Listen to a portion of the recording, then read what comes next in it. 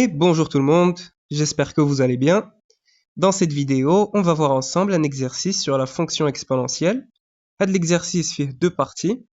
On va voir une partie avec l'étude d'une fonction, les variations de la fonction, le théorème de la bijection, et une deuxième partie avec les suites numériques. Donc, comme tu fais l'exercice, dire pause d'abri tout voilà. Tac. Donc c'est ce qu'on a. Alors, on va ensemble l'exercice. Partie A, soit f, la fonction définie par f de x est égal à 2e de x moins 2 moins xe de x. On nous demande d'étudier les variations de la fonction f sur r. Donc, à des questions classiques, on calcule la dérivée, on justifie qu'elle est dérivable avant ça. Donc, c'est parti, partie A. Pour tout x dans R, on a f de x est égal à 2e de x moins 2 moins xe de x. On justifie qu'elle est dérivable. La fonction f est dérivable sur R comme somme de fonctions qui sont dérivables sur R. Donc ça fait baraka pour justifier. Pour tout x dans R, on a. Alors, juste ici, on a xe de x. Donc, donc la dérivée de u fois v, c'est u'v plus uv'. Donc, on calcule la dérivée. f' de x, alors 2e de x, la dérivée, ma 2e de x. 2 c'est une constante, et la dérivée de exponentielle de x, exponentielle de x. Alors, on a moins 2, la dérivée de c'est 0. Et alors, on a moins et on a un produit de deux fonctions. Donc, on a moins, entre parenthèses, la dérivée de x fois e de x plus x fois la dérivée de e de x.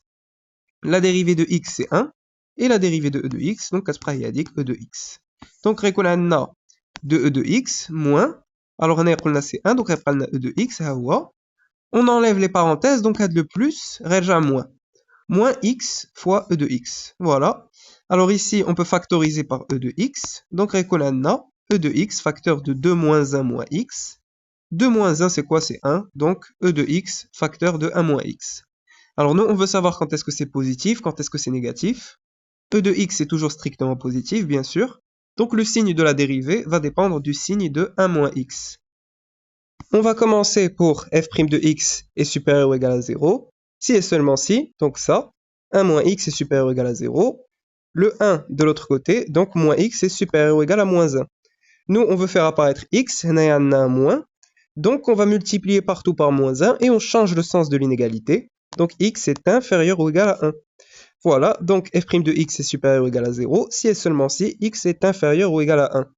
Maintenant, on refait le même travail pour f' de x est inférieur ou égal à 0. Donc, si et seulement si 1 moins x est inférieur ou égal à 0, c'est le même raisonnement. On fait passer le 1 de l'autre côté. Donc, moins x est inférieur ou égal à moins 1. Ensuite, on multiplie partout par moins 1. Et on change le sens de l'inégalité, donc x supérieur ou égal à 1. Donc ça veut dire que la dérivée s'annule en x est égal à 1. Voilà, donc maintenant, avant de faire le tableau de variation, on va calculer les limites aux bornes. Alors en moins l'infini, la limite de f de x, donc la limite quand x tend vers moins l'infini, alors, on aura, alors quand x tend vers moins l'infini, l'exponentielle va tendre vers 0. Donc 2 fois 0 c'est 0, moins 2 alors on a une limite usuelle. La limite quand x tend vers moins l'infini de xe de x, c'est 0. Donc ça va tendre vers 0. Ça aussi, moins 2. Ok, maintenant la limite en plus l'infini de f de x. Alors en plus l'infini, ça va tendre vers plus l'infini. Moins 2 répra. Et ça, alors on aura plus l'infini fois plus l'infini. Ça va nous faire plus l'infini. Avec le moins, ça va devenir moins l'infini. Donc on a plus l'infini moins l'infini, forme indéterminée. Donc ce qu'on pourrait faire, c'est factoriser par e de x. En factorisant, on aura e de x facteur de 2 moins x, ou moins 2 hnaya. Là maintenant, on peut calculer cette limite. Donc ça va tendre vers plus l'infini. Ça va tendre vers moins l'infini. Donc x tend vers plus l'infini. Avec le moins, ça devient moins l'infini. Le 2 hnaya qui hamnash, donc ça va tendre vers moins l'infini. Donc on aura plus l'infini fois moins l'infini, c'est moins l'infini. Le moins 2, donc on trouve plus l'infini fois moins l'infini moins 2. Alors on a dit bien sûr, donc on doit mettre Parfois, أنا كنساهم كندير شي فيديو, mais normalement, خصكم ديروهم. Donc, plus l'infini fois moins l'infini, c'est moins l'infini. Donc, on trouve moins l'infini. Voilà. Maintenant, on peut faire notre tableau de variation. Donc, on est sur R, donc moins l'infini plus l'infini. La dérivée, elle s'annule en 1, donc normalement, c'est un 0. Quand x est inférieur ou égal à 1, donc on est positif, négatif. Ça veut dire que la fonction est croissante, décroissante. La limite en moins l'infini, c'est moins 2. En plus l'infini, je vais moins l'infini. Et on aura f de 1. F de 1, on peut le calculer. Alors f de 1, c'est égal à 2e moins 2 moins e. On a 2e moins e qui est égal à e. Donc c'est e moins 2 qui est à peu près égal à 0,71. Donc on a تقريبا 0,71. Et voilà. Donc pour cette question, ça fait. On a calculé la dérivée. On a établi le tableau de variation. Donc c'est bon. La question Tania, montrer que l'équation f de x est égale à 0 admet deux solutions dans R, dont une alpha, telle que alpha est compris entre 1,5 et 1,6, inégalité stricte. Alors, à de la question, le théorème de la bijection.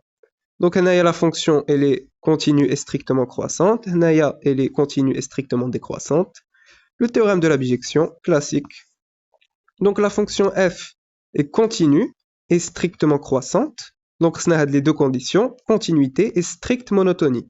Sur l'intervalle moins l'infini 1, donc sur cet intervalle moins l'infini 1, donc elle admet une bijection de l'intervalle moins l'infini 1 dans l'image de cet intervalle par la fonction f. Donc f de moins l'infini 1. Moins l'infini ouvert bien sûr et 1 fermé.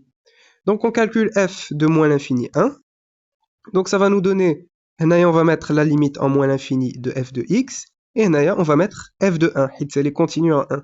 Donc ici ouvert bien sûr, et ici fermé. Et comme la fonction elle est strictement croissante, on ne change pas l'ordre des bornes, donc on a moins l'infini, et on a f de 1. Alors en moins l'infini, la limite en moins l'infini de f de x c'est moins 2, et f de 1 on a trouvé e moins 2. Donc voilà, alors moins 2 c'est un nombre qui est strictement négatif, e moins 2, on a trouvé que c'était à peu près égal à 0,71, donc c'est strictement positif. Donc ça veut dire que 0 appartient à cet intervalle, moins 2, e moins 2, donc il existe un unique, on va l'appeler bêta, appartenant à l'intervalle moins l'infini 1. Alors ici on met ouvert, parce qu'on sait que f de 1 c'est e moins 2, donc c'est différent de 0. Donc on peut mettre ouvert, tel que f de bêta est égal à 0. Donc pour la première solution c'est bon. On doit montrer qu'on a une deuxième solution. D'autre part, f est continue et strictement décroissante sur l'intervalle 1 fermé plus l'infini.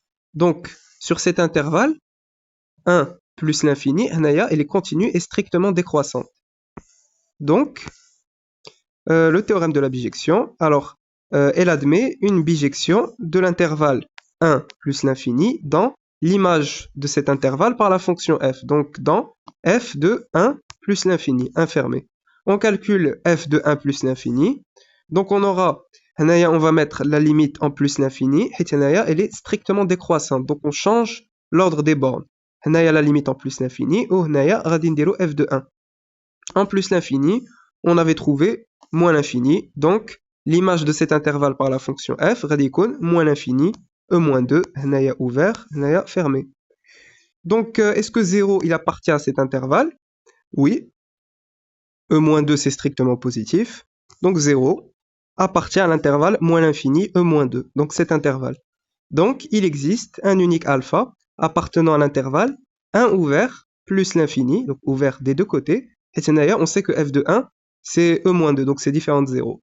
Donc, alpha, il va appartenir à l'intervalle ouvert, 1 plus l'infini, tel que f de alpha est égal à 0. Donc alpha, c'est l'unique solution dans cet intervalle. Et bêta, où est-ce qu'il est, bêta, voilà. Bêta, c'est l'unique solution dans cet intervalle. Donc on a montré que alpha et bêta sont les deux seules solutions dans R de l'équation f de x est égal à 0. Alors, on doit aussi montrer que alpha est compris entre 1,5 et 1,6, inégalité stricte. Donc on va calculer f de 1,5, f de 1,6. C'est parti. de plus f de 1,5, donc ça va être égal à 2e de 1,5 moins 2 moins 1,5 fois e de 1,5. On calcule ça sur la calculatrice, donc c'est à peu près égal à 0,72, qui est strictement positif. Maintenant, f de 1,6, on remplace, donc c'est 2 fois e de 1,6, moins 2, moins 1,6 fois e de 1,6. On calcule ça sur la calculatrice, on trouve que c'est à peu près égal à moins 0,12, qui est strictement négatif. Donc si on fait le produit de f de 1,5 et f de 1,6, donc voilà, ce produit-là, ça va nous donner un nombre qui est strictement négatif. Donc سنكتبوها باش نأكدوا بأنهم ils sont de signes opposés. Donc que leur produit nous donne un nombre strictement négatif, ça veut dire qu'ils sont de signes opposés.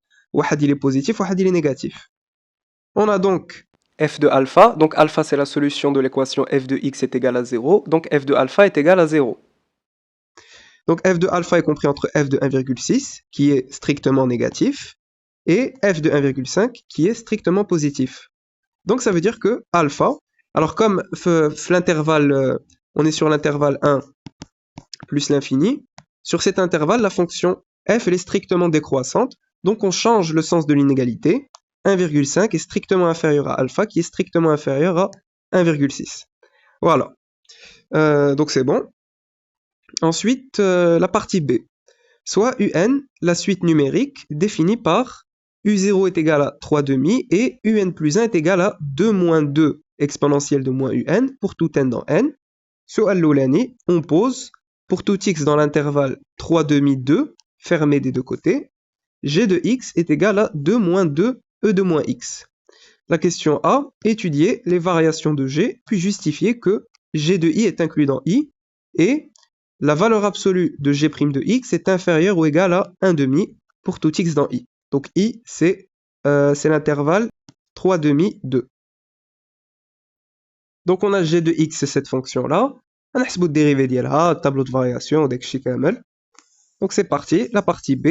Pour tout x dans l'intervalle 3 demi 2 fermé, donc ça c'est l'intervalle i.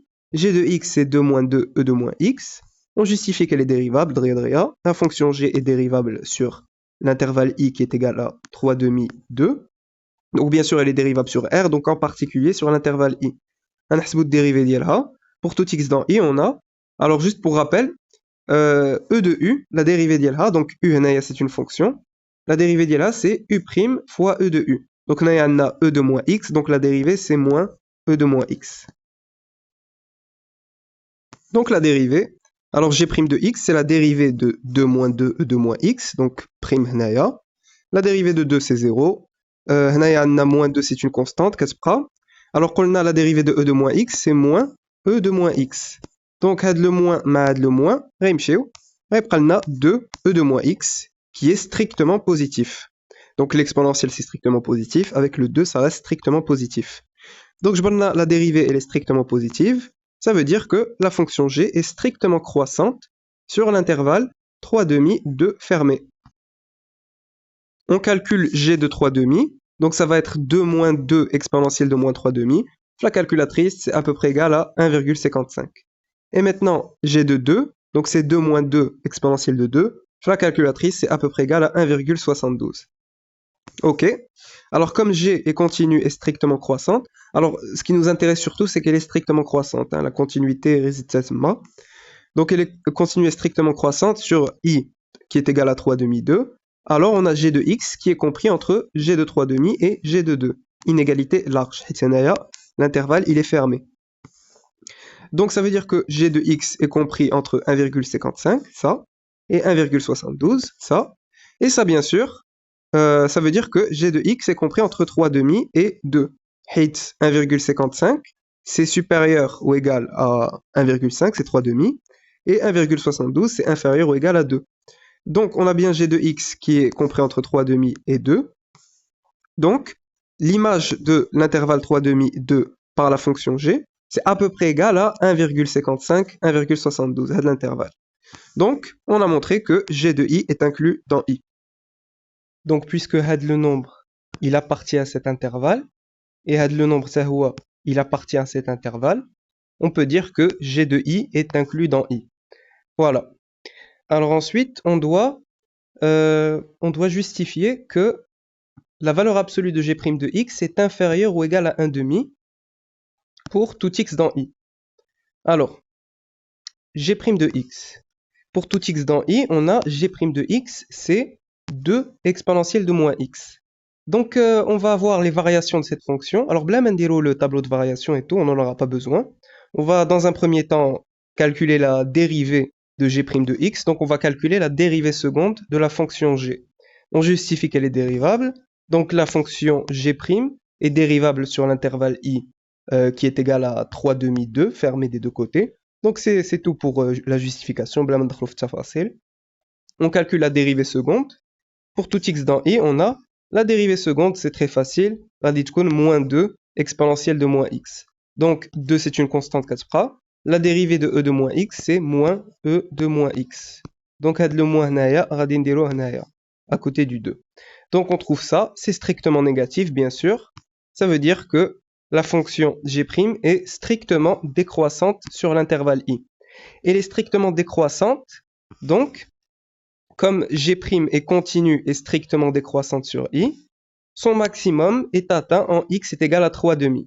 Donc, on va prendre 3/2 ici. Donc, 3/2 de la fonction, elle est strictement décroissante. Donc, le maximum radicun henaya, il va être atteint en x est égal à 3/2. Donc, on calcule g' de 3/2. Radin jobro 2 fois exponentielle de moins 3/2. La calculatrice, c'est à peu près égal à 0,446, qui est inférieur ou égal à 1/2.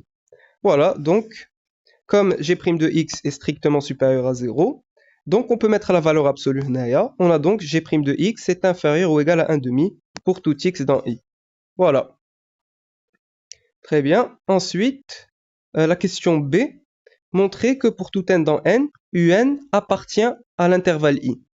On va utiliser une récurrence, on va faire une démonstration par récurrence.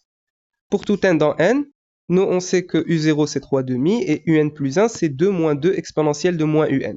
Donc en fait ici qu'est-ce qu'on a? On a la fonction g de un. Donc ça c'est un plus 1 est égal à g de un.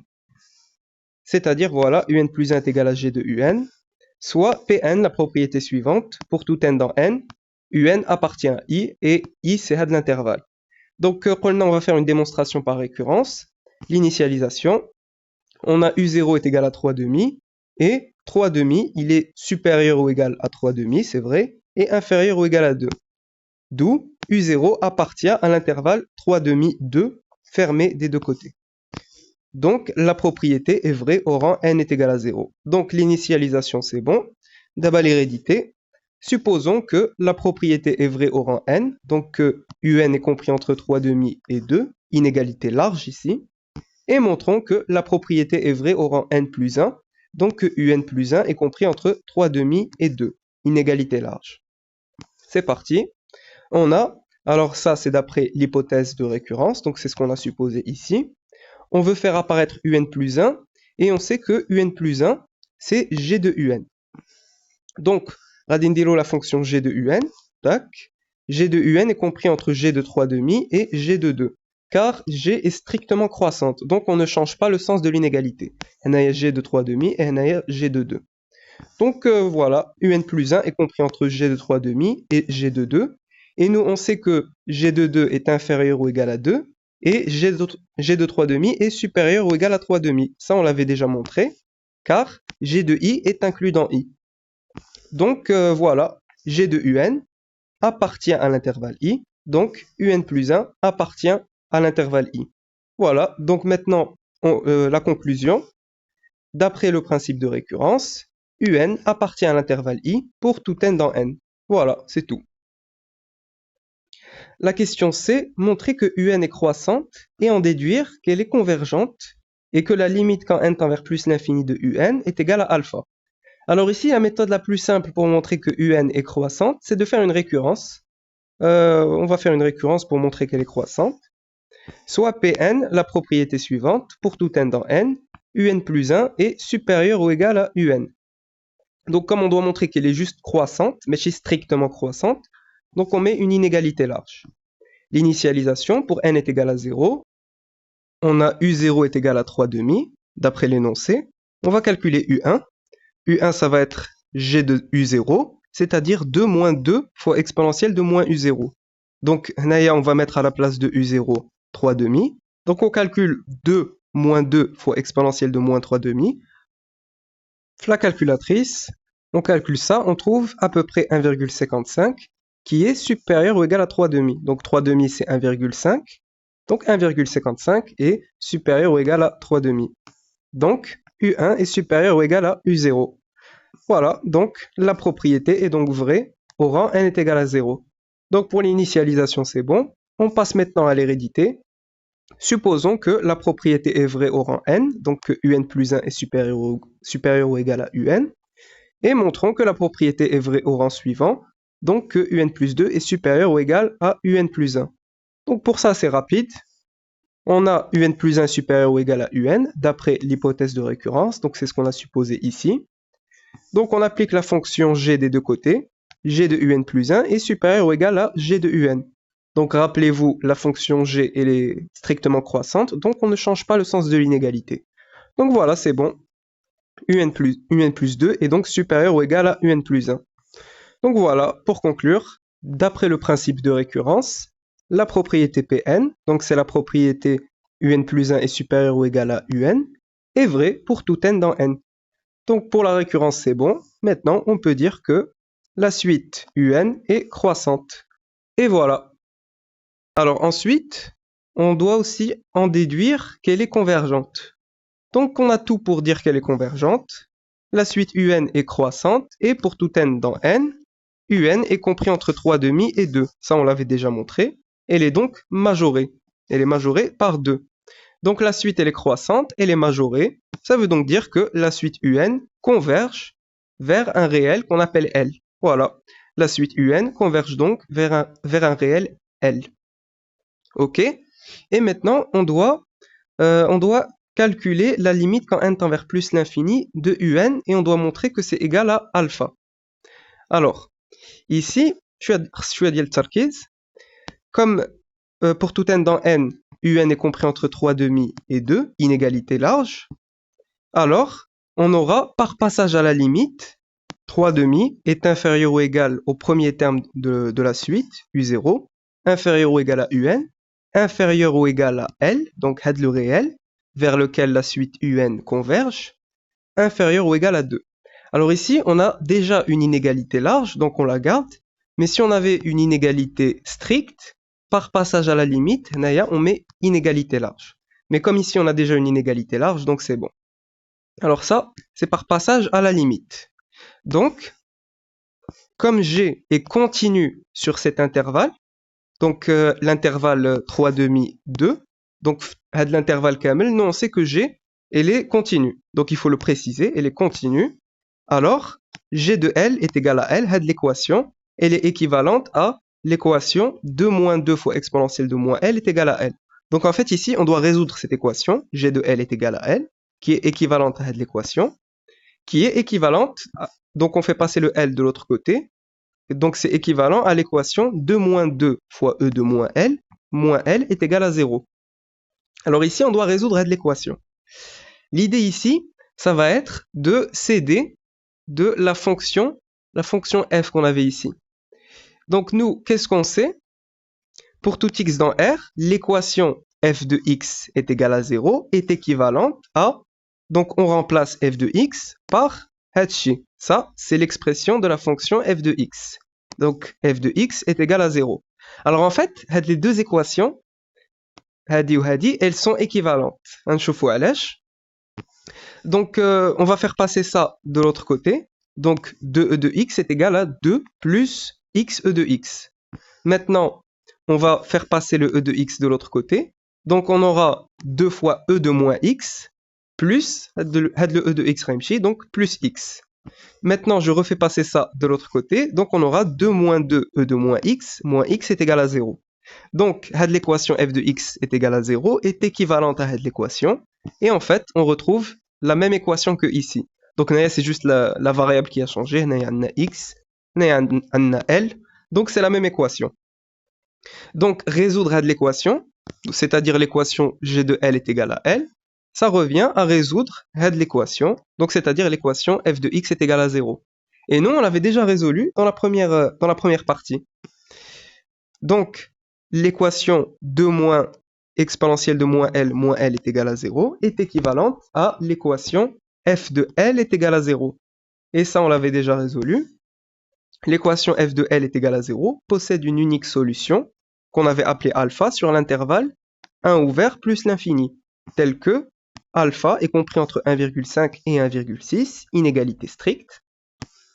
Comme l'intervalle i, donc l'intervalle i c'est l'intervalle 3 demi 2 fermé, l'intervalle i est inclus dans 1 plus l'infini, alors alpha est l'unique solution de l'équation g de L est égal à L.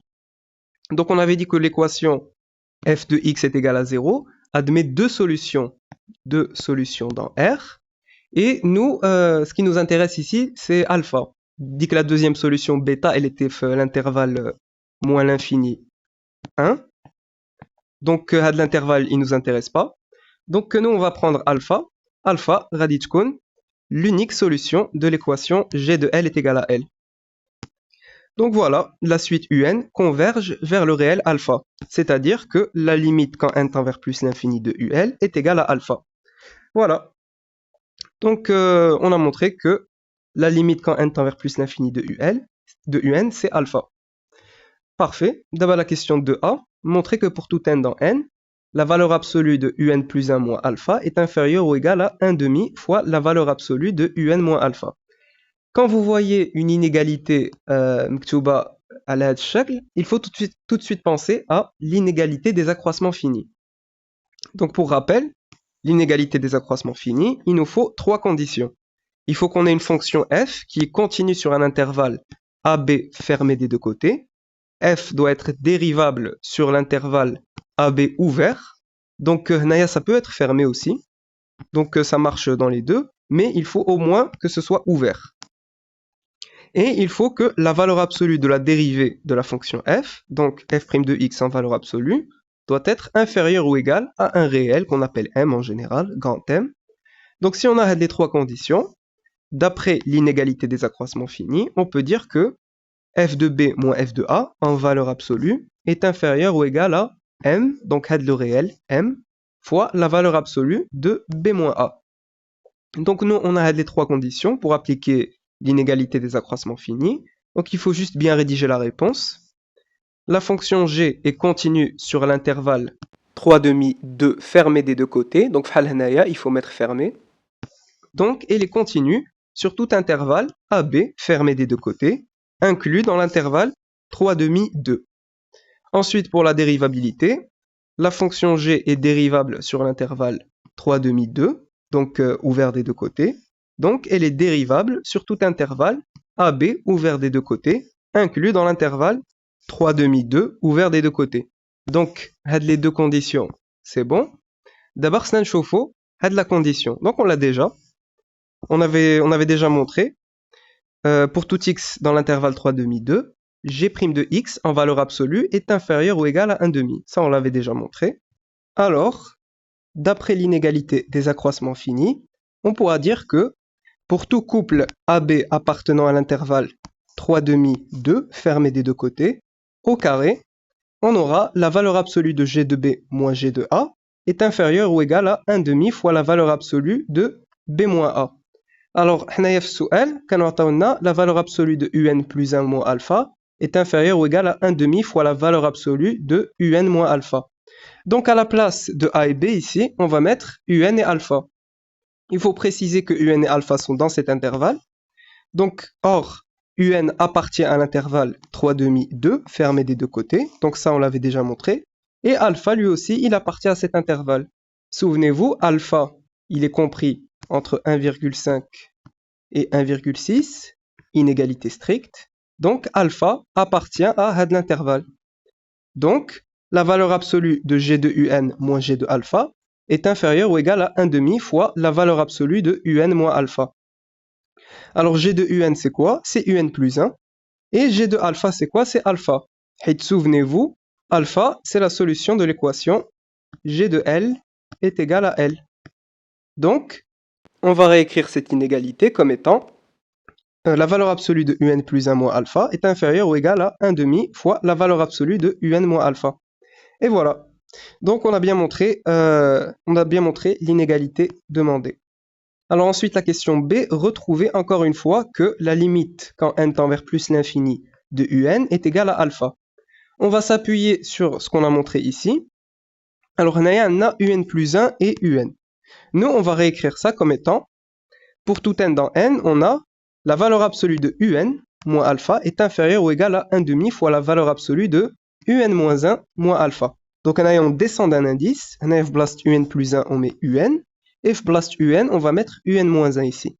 Ensuite on descend encore d'un indice, donc la valeur absolue de un moins 1 moins alpha est inférieure ou égale à 1 demi fois la valeur absolue de un moins 2 moins alpha.